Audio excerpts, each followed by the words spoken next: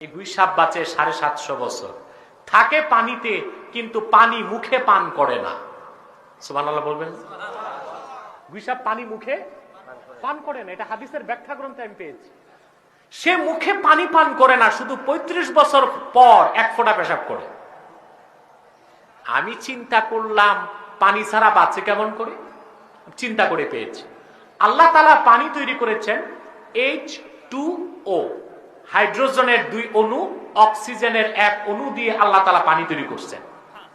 এখানে ফিজিক্স কেমিস্ট্রির ছাত্র আছেন না আপনারা? পদার্থ রসায়ন পড়েছেন, আছেন তো? আমি তো এই ফিজিক্স কেমিস্ট পড়েছি 25-26 বছর আগে, সত্য মনে নাই। কথা মিলতেছে আমার? কথা বলেন।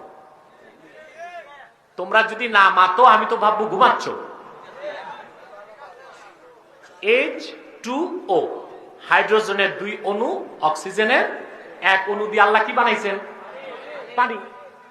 তো গুইসাপ পানি খায় না ঠিক, বাতাস তো নেয়। সে তার পেটের মধ্যে হাইড্রোজেন আর অক্সিজেনকে মিক্স করে তার প্রয়োজনীয় পানিটা বানায় নেয়। সুবহান সুবহান।